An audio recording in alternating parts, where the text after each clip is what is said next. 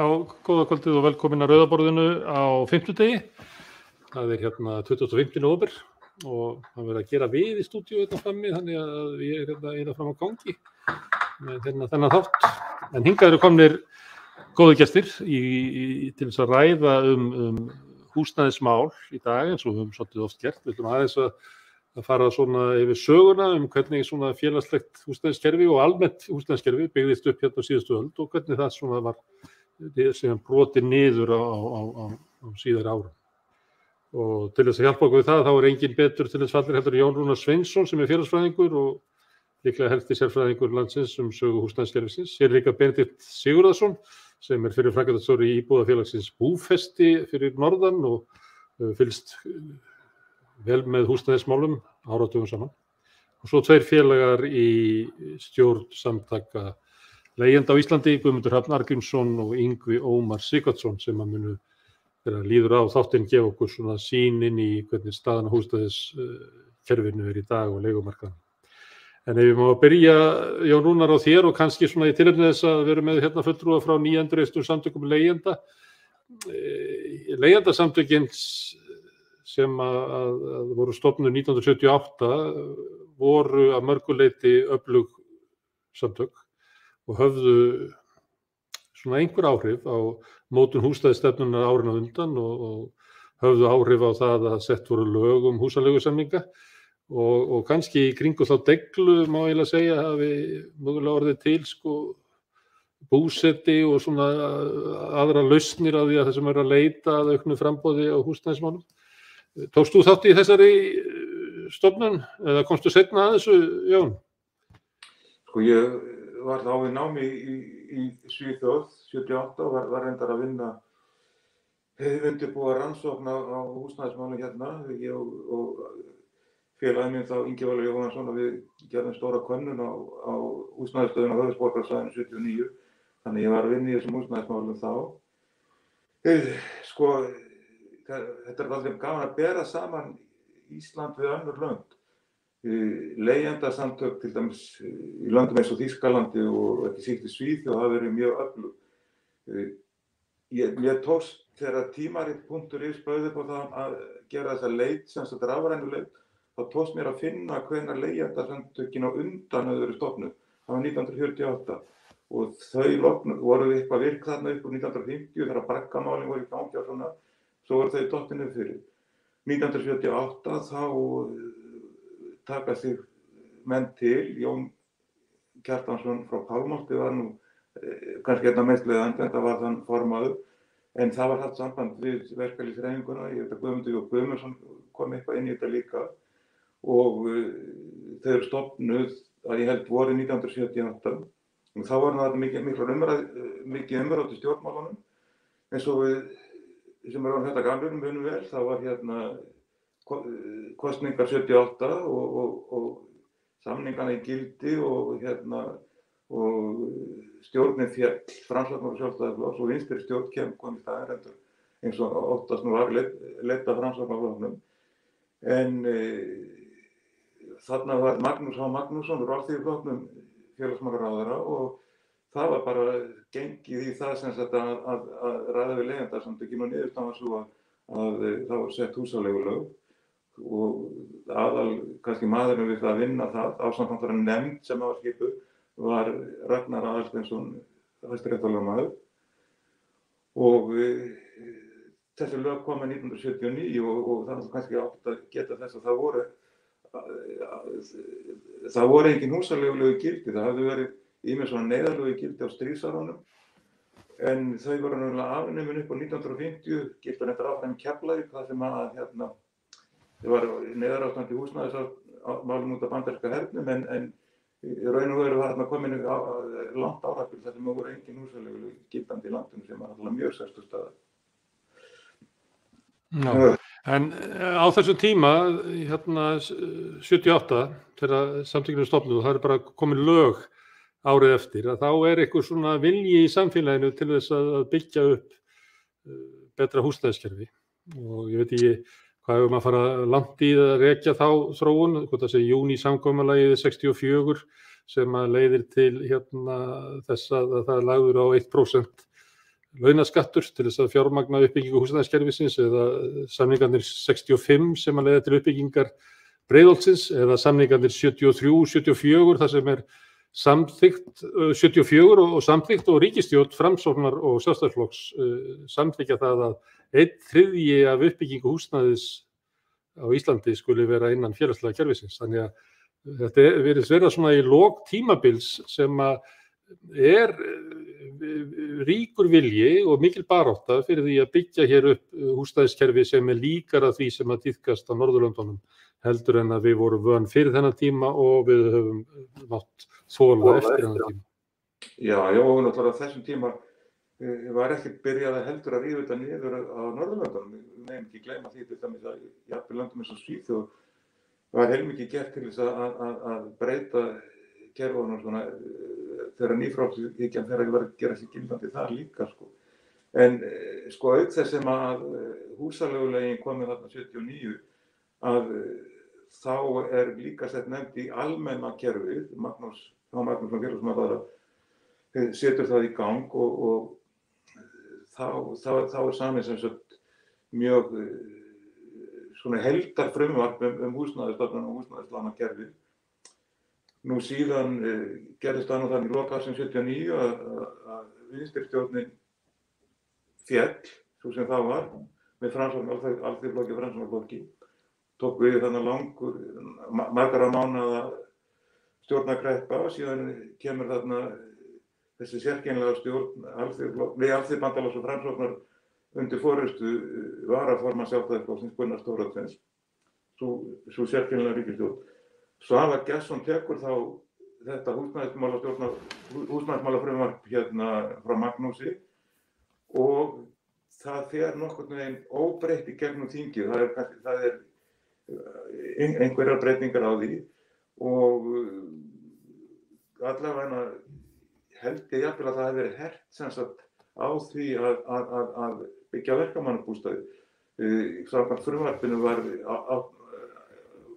áætlun að byggja allt í allt 1200 félagslegar íbúðir og fjárstreymi kerfisins var einhverju leyti breytt, þess að peningarnir sem fór í almenna byggingarsjóðina að þau voru látin fara í byggingarsjóð verkamanna. Þetta var enda mjög mikið gagnrýnt af stjórnarandstöðunni það, Alþýðuflokknum og Sjálfstæðisflokknum. En síðan náttúrulega var þetta mikið verðbólgutími og verðbólga mikið á þessum tíma og erfitt að fjármagna kerfið.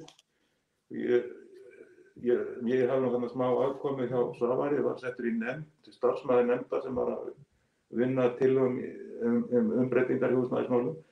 En síðan fellur þessi stjórn, sem sagt 83 raunverulega áður en hann hefði þurft að fara frá og þá kemst mikið los á þetta en það var samt sem áður verulega mikil aukning á bygging og verkamannstað og svo þetta 1200 íbúðir náðist ekki. Hvort þetta var kannski helmingurinn af þessu markmiði náðist, minnir mig að hafa verið. Þannig að þetta endar í töluvert mikilli uppbyggingu og verkalýðshreyfingin studdi mjög þessar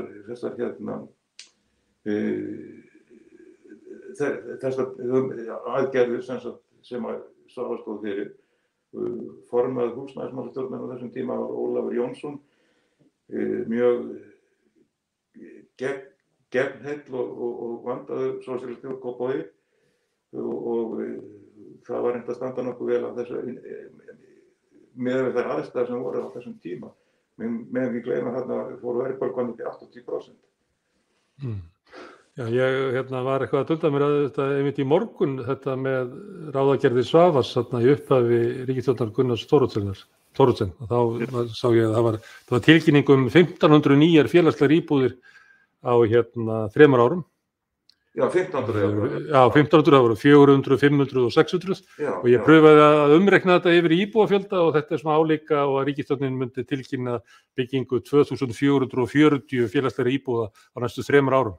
Nákvæmlega, já. Svolítið mikið. Síðan kemur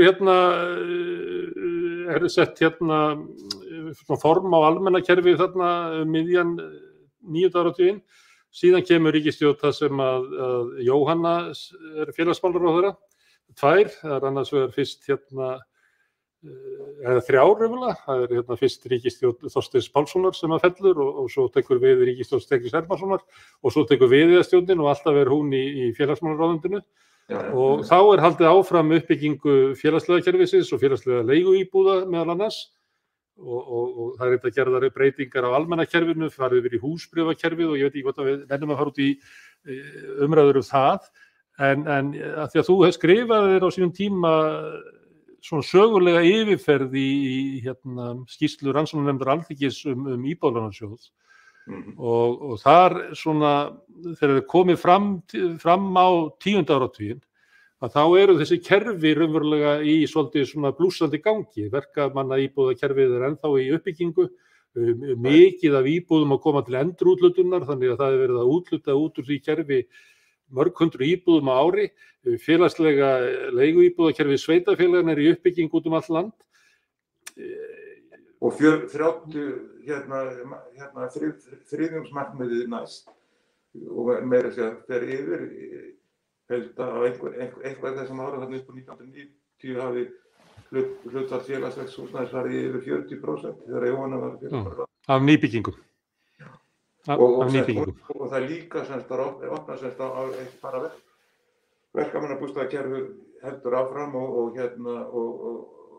síðan aðrir aðilar komast inn. Þarna kemst búseti inn á nokkur krafti að fara á stað og félagslegar íbúðir innan félagslega kerfisins fyrir námsmenn og aldraða. Og það reyndar hluti af svona ákveðnu hugarfarsbreytingu var að hætta að tala verkamannabústaði, sem sagt raunverulega að fara verkamannabústaðinu verða almennt svona félagslegt úrræði og á þessum tíma er til dæmis vaxandi hluti íbúanna í verkamannabústaðinu ekki verkamenn heldur kannski mjög stór hópur einstæðar mæður, þannig að þetta að verða svona meira svona félagslegt dæmi sko. Þetta ríki búið að taka byggingarsjóð verkamanna raunverulega yfir nokkuð fyrr. En segðu mér eitt, að því að það svona liggur við að í þessari yfirferði í rannsóknarskýrslu Alþingis sem ég hvet fólk til þess að finna og lesa rannsóknarskýrslu Alþingis Íbúðalánasjóð og lesa sögulega kaflar því þið fáið ekki betra yfirlit yfir íslenska húsnæðismarkað en sögu hans heldur en einmitt þar, sett fram á mjög skýran og greinagóðan hátt. En svona í lokin á þessu tímabili þá eins og höfundur sem þú, Jón Rúnar, sér að velta fyrir sér hvað hefði gerst ef þetta kerfi hefði fengið að halda áfram, ef það hefði haldið áfram uppbyggingu verkamannabústaða, ef að félagslega leiguíbúðakerfi sveitarfélaganna hefði fengið að halda áfram, værum við að tala 15-20.000 íbúðir í verkamannabústöðunum, 15.000 í félagslega búsetukerfinu, 10.000 pluss 15.000 í búseta, værum við kannski að tala að þá værum við í dag með kannski sambærilegt íbúðakerfi og við öfundum núna nágrannaþjóðirnar af.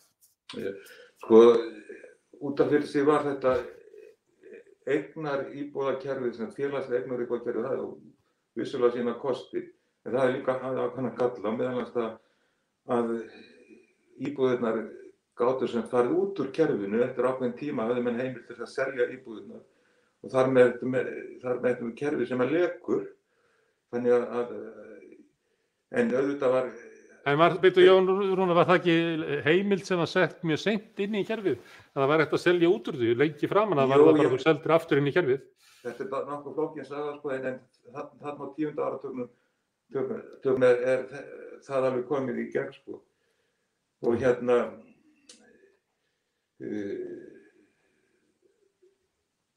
spurning, Jón, ef við hefðum varið þessi kerfi og haldið áfram að byggja þau upp, hver væri staðan í dag?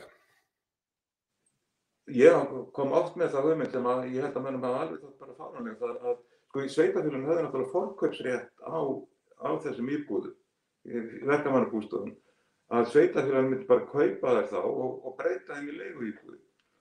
En það sem gerist síðan þarna kringum aldamótin, ég held að endanlega gerist það 2002, að öllum hömlum létt að þessu, þannig að menn þessum eiga íbúðir í verkamannabústöðum félagslega kerfinu, eignar íbúðirnar, þeir mega selja það á frjálsum markaði og þetta var náttúrulega íbúðir sem menn hefðu ekki endilega greitt fullu verði. Á ákveðnum tímabili var þetta óverðtryggt og þannig að þetta var svona það og hérna upp á aldamótum var mjög mikil uppsveifla á fasteignamarkaði en þetta var svona það sem ensku heitir svolítið windfall að geta selt þessa íbúðir og niðurstaðan verður svo að hér á höfuðborgarsvæðinu fara íbúðirnar í sölu út á landi staðan öfug. Þar markaðurinn þess lakur að það engin akkuri að selja þessar íbúðir og sveitarfélögin eignast íbúðirnar og sitja uppi með þeim upplifunin af hálfu sveitarfélaganna og það var settur á fót sérstakur varasjóður húsnæðismála sem hafði það hlutverk að raunverulega losa sveitarfélagin út úr þessari byrðu á þessum félagslegum íbúðum gömlu og niðurstaðan svo að kerfið sem það var eitthvað yfir 10.000 íbúðir það bara dettur niður í kannski cirka 4.000 íbúðir og það mest leiguíbúðir. Þannig að þetta gjörbreytt staða. Nú ef við hugsum dæmi þannig að íbúðina hefur verið haldið áfram í félagslegri eign í sveitarfélagana, hugsanlega hefur við getað stofnað einhvern félög utan það. Núna erum við að heyra í fréttum að það eitthvað hugmyndin að stofna eitthvað stórt byggingfélag yfir allt landið til að halda utan félagslegar íbúðir. Menn við geta byrjað því þá þegar og þá væri hérna miklu meiri stabbi að forði af þessum félagslegum íbúðum en eftir í dag. En ástæðan í því þessu öllu var náttúrulega peningar og sveitarfélögin hérna hafðu kostnað þessu og vildu losna út úr þessu. Nú rök framsóknarmanna sem voru með félagsmálaráðuneytið, þannig til Páls Péturssonar, rökin gegn í þessu öllu saman var það byggingarsjóður verkamanna, hann finnst bara stefndi í þrot, þeir fengu bara hagfræðingar til að reikna það að sjóðurinn færi í þrot cirka 2005 og þetta kerfi stæðist ekki, sem rótum út af þessu alveg rétt að það stóðst ekki nema að væri ákveðin framlög til þess að halda því gangandi. Sem hefur verið peningum vel varið. Herðu, Benedikt, þú tókst þátt í að stofna búseta sem stofnað hérna hvað snemma á 9. áratugnum. Já, við erum að vinna í þessu þannig og það kannski tvennt sem að ég vildi bæta inn í þetta sem að Jón Rúnar var að segja það var til þarna í verðbólgu ósköpunum við undir lok ríkisstjórnar Gunnars Thoroddsen 83 og síðan inn á árið 84 þá var til hreyfing sem að marguleiti spratt sem afleiðing af verðtryggingunni sem var komið á 1979 og ég vildi aðeins orða það að verðtryggingin gerbreytti algjörlega forsendum séreignar fyrirkomulags og reyndar líka rekstrarforsendum leiguíbúða sérstaklega út á landi. Sveitarfélögin höfðu byggt helling af almennum leiguíbúðum, Jón Rúnar, á árabilinu frá 1974-75 samhliða félagslegum leiguíbúðum. Hvort tveggja var fjármagnað svo aftur strax fyrir 1980 með verðtryggingu sem að gjörbreytti þessum rekstrarforsendum og þegar að búseti síðan stofnaður og færi loksins starfsleyfi þegar Alexander Stefánsson orðinn félagsmálaráðherra, þá gerist það kannski pínulítið óvænt að búseti var eiginlega þvingaður til þess að verða félagslegt úrræði vegna þess að verulega hátt hlutfall, til dæmis hér á Akureyri, að fyrstu íbúðunum sem að búseti á Akureyri fékk að byggja voru félagslegar búseturéttar íbúðir með að hluta með verðtryggðum lánum en lægri vöxtum sem að gerði það verkum að það voru tekjumörk og eigna og tekjumörk inn í þessar íbúðir. Þannig að búseta, til dæmis þessi búseta húsnæðissamvinnufélög út land sem voru stofnuð í þó nokkuð mörgum sveitarfélögum, þau voru bókstaflega negld á það að verða einhvers konar félagslegt úrræði. Þau eruðu ekki almennt tilboð fyrir en miklu seinna. Raunar kannski ekki fyrir heldur en eftir að búið að vera að leggja gamla verkamannabústaðakerfi niður með lögunum íbúðalánasjóð frá 1998. Já. Þannig að þetta voru hlutir sem við þurfum að hafa í huga og það voru sem sagt að mínu mati, það voru fjármálakerfis eða kannski fyrstu stigin í fjármálavæðingu íslenska hagkerfisins með verðtryggingunni, frjálsum vöxtum sem að eyðilögðu húsnæðiskerfið á Íslandi. Já, ég kannast nú vel við þetta búsettamál. Ég var formaður búsetta hérna í Reykjavík fyrstu árin og okkar hugmynd var, við vorum raunverulega með þessa skandinavísku hugmyndum að þetta væri alveg opið kerfi án tekjumarka. Við vorum alveg útrópaði fyrir þetta og þessari félagslegu skiptingu var raunverulega alveg þvingað upp á okkur en hún nú sem betur fer alveg fyrir því En þú nefndir þarna leiguíbúðirnar sem voru þarna á 8. áratugnum, 70 til 80. Það var enn eitt svona byggingarátaki sem að var sett í gang. Við nefndum hér áðan framkvæmdar íbúðirnar, Breiðholtsframkvæmdirnar og það var allt í Reykjavík. Síðan kemur vinstristjórnin þarna 71 með Framsóknarmönnum og þá raunverulega og Hannibal Valdimarsson félagsmálaráðherra var þá aftur annað skipti í vinstristjórn og þá sem sagt samþykkt að byggja 1000 leiguíbúðir á landsbyggðinni sem svona ákveðið sem nota bene þetta vera leiguíbúðir og út á landsbyggðinni vegna þess að Reykjavík var búin að fá sitt. En síðan kemur stjórnin þarna 74, þá var komin aftur borgaraflokkarnir, Framsóknar Sjálfstæðisflokkurinn og þá var þetta svolítið útvatnað þannig að í staðinn þessi leiguíbúðir, þá átti að kalla leigu- og söluíbúðir. Þetta kerfi sem átti að vera 1000 íbúðir, eða þetta byggingarátak, það urðu 850 íbúðir og 60% af því urðu enduð sem eignaríbúðir sem að sveitarfélögin voru svona rannsókn notuð sem íbúðir fyrir kennara og ég minnist þess þegar ég var starfsmaður í húsnæðisstofnun fékk einhvern tímann hringingu frá konu einstæðri móður utan á landi sem var kvart undan af því að hún fengi ekki íbúð hjá sveitarfélaginu vegna þess að allar íbúðir sveitarfélagsins væri notaðar undir áhafnir á skuldtogaranum. Þetta var samþykkt. Byrja ég það að skjóta inn hérna því ég var einmitt að skoða þetta líka í morgun. Þessa ákvörðun sem 73 byggja 1000 félagslega leiguíbúðir út á landi. Það ígildi þessi dag eru 1750 og það voru byggðar 850 þannig að niðurstaðan var kannski af þessari ákvörðun að það voru byggðar kannski 1550 pluss íbúðir út á landi. Sem ég bara nefndi þetta því að við erum með núna það er allir að tala Bjarg. Og Bjarg, það var saman með Bjarg í samningunum 2015, núna 6 árum seinna þá Bjarg búið að byggja 500 íbúðir.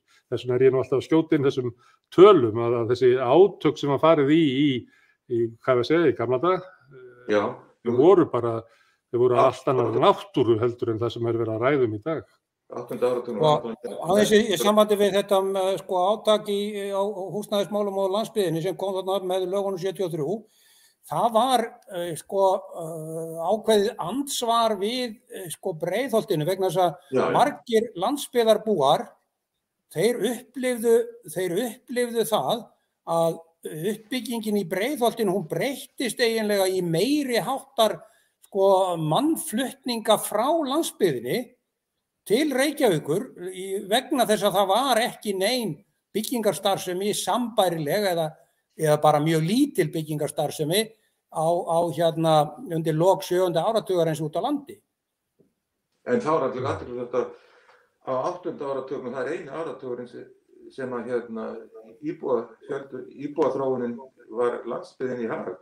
Ég man vel eftir þessu, ég satt þá út í Lundi í Svíþjóð og var að byrja að kynna mér þessi mál og rannsaka þessi mál og maður að skoða mannfjallatölur og mannfjöldaþróunin snerist við þarna í nokkur ára að landsbyggðin fékk aukinn hluta. Maður hélt að þetta væri kannski eitthvað svona meira þetta trendbreyting, sko, en svo stóðu náttúrulega ekki. Það voru bæði íbúðir og skuttogarar sem voru byggðir á landsbyggðinni og sem sagt menn fóru að landa fiski á heilsársgrundvelli á hérna mörgum höfnum á landsbyggðinni. Já, þetta var kallað framsóknaráratugurinn. Já. Já, þarna var mikil atvinnuuppbygging í skuttogaраvæðingin, útfærsla landhelginnar tvívegis. Þannig að þetta gullinn áratugur, 80 áratugurinn, það talaði núna eins og við höfum óttast hann út af verðbólgu, en það aldrei aukist jafnt mikið landsframleiðsla á mann á einum áratug eins og 80 áratugum á Íslandi. Við vorum að nota allt landið. Já. Og miðinn. Eitt atriði náttúrulega enn, útfærsla landhelgisstríðinu, sigurarnir í landhelgisstríðunum við Breta, það mikið að segja. Já.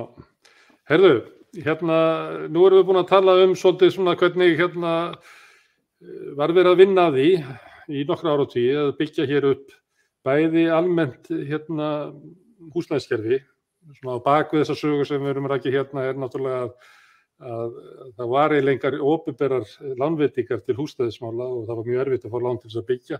Það byrjaði mjög hægt að fólk fekk lánað kannski fyrir 20-30% af byggingakostnaði. Það var bara lánað til nýbygginga, ekki til kaupa á eldri húsnæði.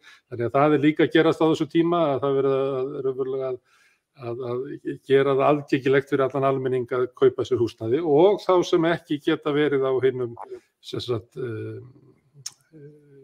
villta markaði, kaupa sér húsnæði, að það var verið að byggja upp séreignar félagslegt húsnæði í verkamannabústofunum og svo félagslegt leigu húsnæði á vegum sveitarfélaganna, búsetu og fleira að verða til. Þannig að það er verið að reyna að móta svona marglaga húsnæðismarkað. Þetta var síðan brotið niður á nýfrjálshyggjutímanum. Það kom bara einhver svona annar tónn og ég má spyrja þig, Yngvi, ef þú getur gefið okkur eitthvað svona lýsingu á því hvernig það er að vera á leigumarkaði í dag. Það heyrist ekki. Já, sorry. Ég nú byrjaði að segja að það var greinilega öðruvísi í gamla daga og fólk hafði rétt á því á húsnæði og það voru pólitíkusar sem vildu þá sinna því fyrir fólk, annað en í dag.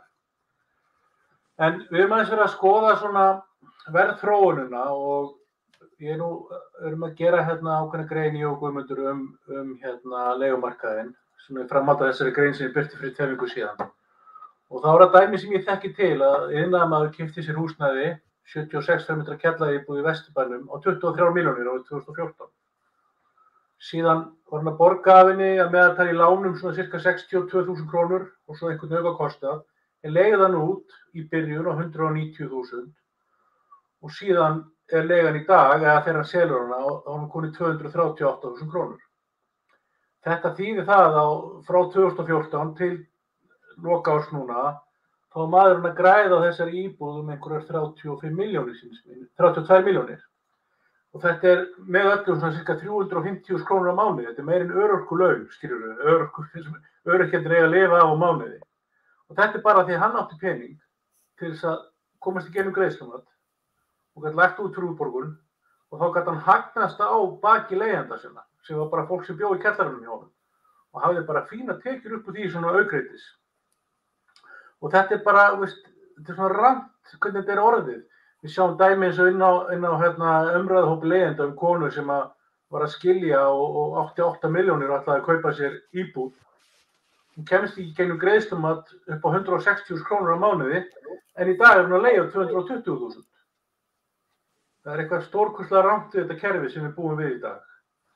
Og það er eins og það sé bara horfið og í samanburði við þessa sögu sem vorum að ræða áðan, eða þið, þá er eins og að hafa horfið þessi grundvallar mannréttindi frá okkur, að hafa aðgang að húsnæði og þess að kosta okkur allt sem við eigum og meira til. Benedikt, hugmyndin á bak við búseta er að einhver leyti það að verja fólk fyrir svona áhættunni af því að kaupa húsnæði sem er áhættusamt. Þessi búsetur áttur að stofnaður þegar það er orðið svona augljóst að það er áhættusamt og síðan að tryggja fólki svona örugga leigu, þetta svona sambland eitthvað, það sem hafa að taka kostin af hvoru tveggja. Meginatriðið í hugmyndafræðinni með búseta í upphafi var svo að sá hópur fólk sem ekki hefði aðgang að eigin fé gæti komist inn á öruggt húsnæði með því að greiða helst ekki meir en 10% af andvirði eignarinnar, mesta lagi 20%, og síðan fór reyndar fljótlega eftir aldamótin, þá fór nú lánakerfið að hræra í því, þannig að Íbúðalánasjóður lánaði ekki nema til 20 eða jafnvel ekki nema ekki nema 70 eða 80% af stofnverði íbúðana. Þannig að menn voru neyddir til að hækka innborgunar hlut í búseturéttinum til þess að fá íbúð á bestu kjörum hjá búsetafélögum. En ég ætla aðeins að nefna það líka af því að við erum að tala húsnæðismál. Eitt form íbúðareksturs hefur aldrei orðið almennilega til á Íslandi. Það eru leiguréttarfélög. Þar sem eru annaðhvort í hálfopinberri eigu eða í eigu neytendana sjálfra, þar sem að menn þurfa ekki að greiða inn nema bara 3 mánaða tryggingu eða setja bankatryggingu til þess að fá jafn örugga húsnæðiskost eins og séreign, af því að íbúðafélögin eru nú öflug til að vernda alla skilvísa leigjendur eða eigendur íbúðaréttarins. Og ég held að það væri gríðarlega áhugavert fyrir þá sem eru núna að vinna fyrir leigjendasamtök og búseturéttarfélögin að sameinast í kröfunni það að skapa umgjörð og fá liðstyrk stéttarfélaga og sveitarfélaga til að fjármagna íbúðafélög í höndum neytenda sem eru bjóða upp á leigurétt og búseturétt á bilinu 10, 20, 30% af innborgunarhluta, jafnvel í blandaðri eigu með séreign, þar sem að menn eru alveg öruggir með sína búsetu, ekki háðir því að eigandinn sé að einhver leigusali ætli sér að græða á eigninni með því að selja hana undan mönnum eða einhver segi mönnum upp, jafnvel þó menn séu fullkomlega skilvísir og standi sig vel í öllum. Þannig að þú tilheyrir eitthvað svoleiðis form væri það sem að ætti að vera krafan í dag, svipað og búsetaformið var kannski það sem að fólk horfði á sem laust svona eftir. Já, það er að segja, ég kalla ekki neytendavæðingu, það er að segja, við þurfum að brjóta niður viðskipta og spákaupmennsku umhverfið, bæði í sambandi við rekstur húsnæðis og líka í varðandi byggingu húsnæðis. Það er algjörlega óviðunandi að neytendur sjálfir eigi mjög örðuga leið og jafnvel enga leið víða til þess að leysa til sín hagsmuni af hagkvæmum íbúðabyggingu. Það er að segja að leysa þá í því formi að hagkvæm íbúðabygging skili sér í raunverði bæði á eigin kaupum og ekkert síður á leigu eða búseturétti. Sem það sem vandamálið sem að Yngvi var að lýsa, það sem að sá sem að keypti íbúðina, hann tekur til sín allan hagnaðinn, eitthvað 30 milljónir á meðan að leigjandinn, hann eiginlega situr alltaf eftir með sára renni því að leigan eltir fasteignaverðið sem það ekki gerast í þessu fyrirkomulag sem þú ert að lýsa. Það gerist ekki þegar er að ræða íbúðarekstur í not for profit umhverfi í höndum neytenda sjálfra.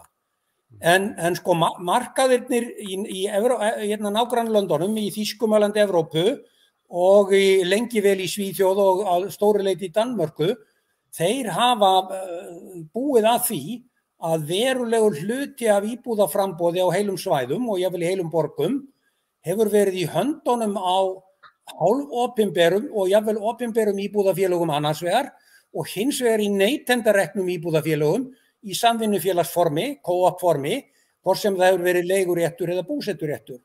þar sem að neytendurnir njóta sjálfir og leysa til sín allan ávinning og það engin fjárfestir sem að okrar á þeim sem að sitja í íbúðirnar og hleypur með hagnaðinn í skattaskjól og stelur honum af þeim sem hinn raunverulegi íbúi. Já. Yngvi, finnst þér þetta hljóma skynsamlega, Yngvi? Finnst þér þetta hljóma skynsamt sem að Bensi að leggja til? Já, miklu meira en þetta í dag. Þetta hljóma mjög skynsamlega að segja. Og ég meina, en eins og ef við skoðum hvernig þetta þróast síðustu árin, þá hafa húsaleigulög gert leigjendum erfiðara fyrir, eins og bara núna nýlega var styttu uppsagnarfresturinn úr ári í hálft ár. Húsaleigulögin sem liggja fyrir Alþingi núna, þau ætla að festa í lög 10% hækkun á leigu á ári, sem 6-7-föld á það sem er í Evrópu. Það eins og að sé ekki hugsað okkar hag á einasta hátt. Og við erum svona tekjulind millistéttarna sem kemst í gegnum greiðslumat, getur keypt sér íbúð, leigt hann út með 2-földri álagningu og síðan keypt sér aðra og leigt hann aftur út og bara lifa góðu lífi. Jón Rúnar, tillögur Benedikts það sem að viðbótinni sem vantar inn í íslenskan húsnæðismarkað, húsaleigu, félögu, eigu leigandarna sjálfra? Já, það hljómar mjög eins og tónlist í mínum eyrum, sko. Ég var í stjórn, hennum satt frá því að ég lenti óvart í stjórn leigjendasamtakanna 82 líklega, 82 var það og þá koma þessar hugmyndir einmitt þetta, svona leigjendafélag og það var svona kannski ákveðin taktisk hugsun hjá okkur að leigjendasamtökin myndi ekki beinlínis rekka áraði fyrir leiguíbúðum, en við fundum raunverulega þetta samvinnufélagaform sem kannski auðveldari leið, til dæmis til þess að selja, fá framsóknarmenn með sér og svona sko. En það má kannski benda það að búseti eins og hann var allavega lengst af, að þá var það þannig að þegar íbúi hjá búseta skilar sinni íbúð, þá fer það til félagsins og síðan það bara úthlutað til næsta manns í númeraröðinni. Núna enda komið inn í einhvers konar kerfið þar sem að menn gera eitthvað tilboð. Ég veit ekki alveg hvernig það virkar. Ég veit að þegar ég sjálfur núna búsettur í búseta íbúð og komst út á mitt félagsnúmer. En búsetu varð ólíkur fyrirmyndunum á Norðurlandunum, Svíþjóð og Noregi. Þar alveg síðan líklega 60 eitthvað að búseturétturinn, þegar einn aðilinn búinn að fá búseturétt, þá getur hann selt hann á frjálsum markaði. Það var ekki hér búseta, þannig að búseti var að mörgu leyti líkur þessum leiguréttarfélögum sem að ef ég veit rétt og Benedikt þekkir erfitt líka, þá í Stokkólmi til félag sem að rekja á þessum grundvelli. SBK held ég að heiti eitthvað slíkt. Passa það ekki, Benedikt? Það ekki alltaf hljóðið á Benedikt núna. Þannig það ekki hljóð hjá þér, Benedikt. Þannig við heyrum ekki. Það ekki gott. Nei. Herðu, en ég ætla þá að enda kvæði mínu í kross og hann Guðmundur Arngrímsson sem í stjórn Samtaka leigjenda hefur verið að undirbúa fund sem verður á laugardaginn í Breiðfirðingabúð og líka hjá Zoom.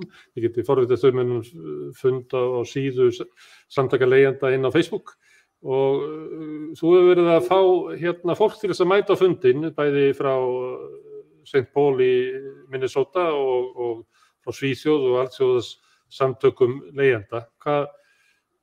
Í hverju barátta þessa fólks í dag? Ég átti mjög gott samtal við svona félag okkar í Ameríku, í Bandaríkjunum í gær, sem að sigruðu komu kosningamáli og oddinn þar nú síðastliðið haust að það hefði sett leiguþak og leiguvernd fyrir íbúa í St. Paul og þeim var vel ágengt. Þau ætla að koma og tala við okkur á laugardaginn og segja okkur frá baráttu sinni og hvernig þau höfðu skipulögðu sig og hvernig, hvaða aðferðið þau beittu til að ná þessum gríðarlega góða árangri. Og svo ætlum við að tala við Anniku Wolberg. Hún aðalritari Alþjóðasamtaka leigjenda sem eru stór samtök sem að hafa skrifstofu í Brussel og eru svona að aðstoða leigjendasamtök alls staðar í Evrópu og bara í heiminum öllum með sína réttindabaráttu og fylgjast með henni og samræma það sem hægt að samræma. Það verður forvitnilegt að heyra frá þeim og svona geta speglað sér í þessari alþjóðalegu baráttu leigjenda fyrir leigjendavernd og bara réttlátum kjörum og betra framboði og betra gæði á húsnæði sem finnst þess að sé svona megin þemað í þessari alþjóðlegu baráttu. Og svo ætlum við að hitta líka fyrir Erik Elmgren sem framkvæmdastjóri sænsku leigjendasamtakanna sem kannski allir hérna inni þekkja vel og eru stærstu félagasamtök í Svíþjóð. Og hann ætlar að segja okkur frá starfi og uppbyggingu og þjónustu samtakanna og svona hvaða samfélagslegu áhrif samtökin hafa haft og hvers baráttu eða starf þau gegna í dag og hvaða hlutverk þau gegna í samfélaginu. Þetta verður mjög áhugavert að fá þessa þrjá svona góðu og forvitnilegu vinkla sem að við getum öll væntanlega speglað okkur í og veitt okkur endanlega svona innblástur. Já, og það verður eitthvað meira á dagskránni á þessu fundi. Já, ég náttúrulega að fá við leiðtoga í verkefnishreyfingunni til þess að ávarpa fundinn og svo fyrir við hagfræðing frá ASÍ og svo náttúrulega ætlum við að taka til máls sjálf með okkar erindi leigjendasamtökin sjálf. Og þannig að þetta verður væntanlega gríðarlega góður fundur og kannski svona fundur sem ýtir þessari baráttu okkar allri úr vör. Enda mikið verk framundan eins og hér hefur komið fram að íslenska húsnæðiskerfið mjög laskað. Herðu en Benedikt, mér langaði að spyrja þig að einu í lokin en þú ert komin aftur í hljóðsamband. Ég las grein eftir því þar sem að þú varst að finna að því að bæjarstjórnin á Akureyri væri að íhuga það, eða væri búin að ákvæða þetta, að selja húseignirnar sem að hjúkrunarheimilið var í. Já, það samkvæmt ákvörðun bæjarráðs á síðastliðinn fimmtudag í síðustu viku, þá samþykkti bæjarráð að bregðast þannig við tilboði frá Teiti Guðmundssyni sem að einkarekur núna öldrunarþjónustuna á Akureyri að bregðast þannig við tilboðinu að samþykkja að setja þessar húseignir í sölumeðferð. Ég til dæmis þeirrar skoðunar að það sé í fyrsta lagi mjög vafasamt að Akureyrarbær geti komið fram sem seljandi þessara eigna.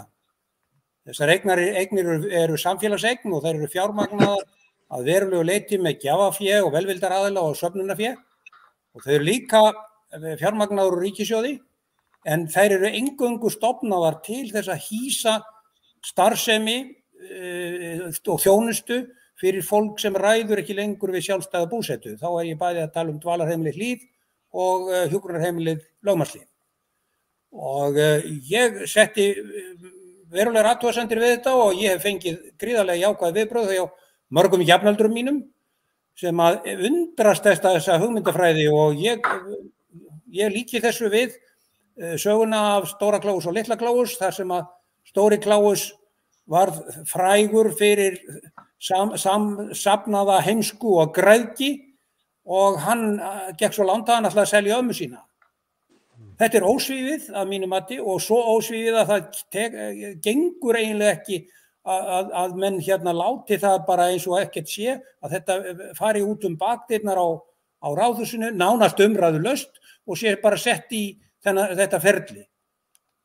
En ekkert svo ólíkt því sem við höfum verið að ræða hér þar sem að mönnum reyndist mjög auðvelt raunverulega leggja af og stór skaða húsnæðiskerfi sem að kynslóðnar hefðu verið að byggja upp með alls konar kröfugerðum og samþykktum og eitthvað fleiri, það verður bara slegið af tiltölulega einfaldlega. Já, ég veit ekki alveg hvað þetta fólk sem að situr í bæjarstjórninni, hvað það hugsar sér.